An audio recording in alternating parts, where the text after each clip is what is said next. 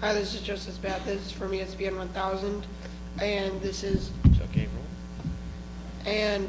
today we're going to be doing an NFL/college preview show. So Chuck, who do you have in your playoff prediction? The NFL. No, for college football. Oh, obviously we all know pretty much Alabama's gonna make it. I mean, Michigan State's probably gonna be pretty good. Oklahoma State's gonna be pretty good. Who knows? Miami might be pretty good. They might have a breakout year. Well, Chuck, we got some bold predictions there, but that was only 3 teams.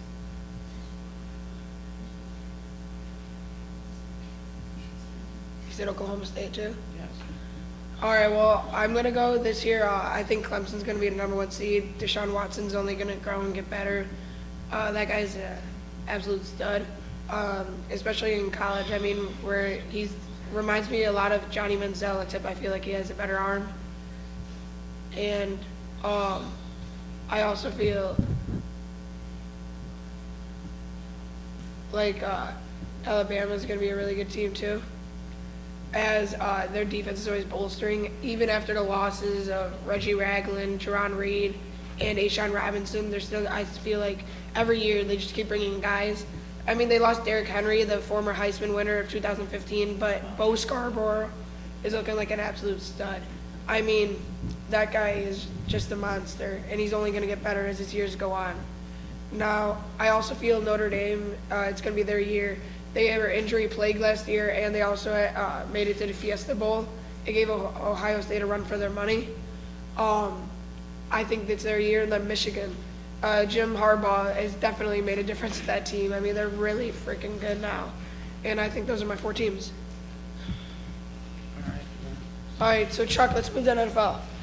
Do you think any teams are going to make major jumps, like first place to last, fourth to first, anything third, second, any wild cards? Obviously, I think the biggest drop-off has got to be the Denver Broncos. I mean, you lose Peyton Manning and you don't have Brock Osweiler anymore, and then you're going to have Mark Sanchez as probably your starting quarterback.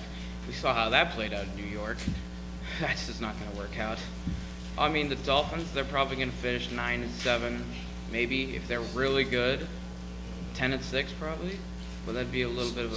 So you're saying yeah, I could agree with that. I could see them being a wild card team. They have a lot of talent. Yeah.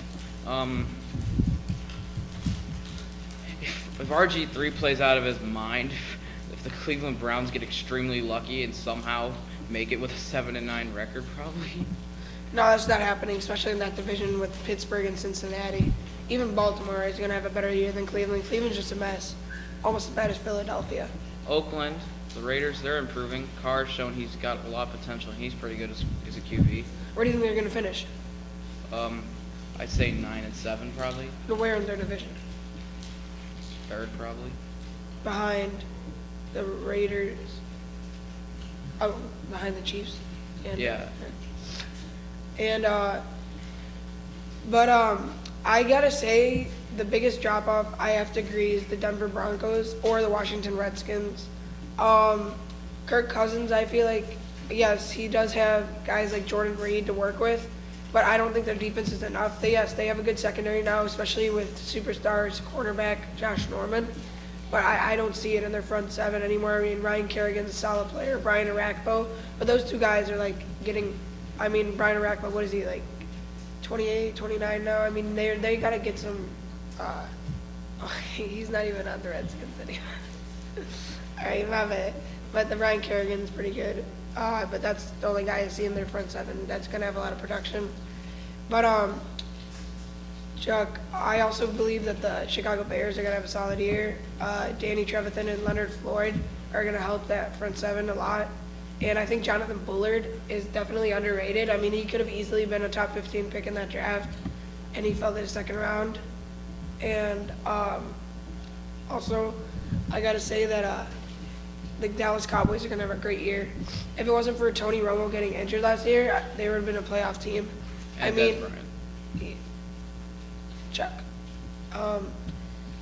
And yeah, Des Bryant obviously is an absolute stud. Hopefully he can stay healthy. As they got, in my opinion, rookie of the year is Zeke Elliott. The guy's going to be an absolute stud, especially behind that monster O-line that the Cowboys have. It's not even a question if the Cowboys are the best O-line in the league. They're insane, led by Zach Martin and Tyron Smith. So, do you have any Super Bowl? No, let's do Rookie of the Year and MVP candidates. Anyone stands out? I'll just go with Ezekiel Elliott. He's proven how good he is, and most likely he'll win. What about for your MVP candidates, AFC and NFC?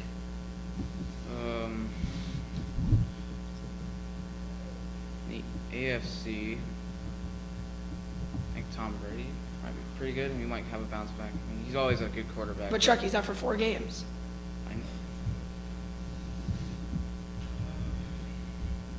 I mean, I could see it, but he's out for 4 games. I mean, that's 25% of the season right there. Yeah. But for me, I'm going to go Cam Newton for the NFC. Cam Newton's honestly an absolute stud. He can run, pass. I mean, he's one of the only QBs that he has so much talent. He has a great arm, and he's one of the only run-pass QBs that have turned out in the NFL. And he's going to lead the Carolina Panthers. I'm not saying to another Super Bowl, but they could go deep. I mean, they're going to hurt. But I also have to say, for the AFC, I'm going to go with Jamal Charles. I think he's going to have a bounce-back year after that ACL. The guy was, in my opinion, the best running back in the NFL before that ACL injury, and hopefully he can come back and return to form. But that's all the time we got for today. This is Justice Mathis with my partner, Chuck April.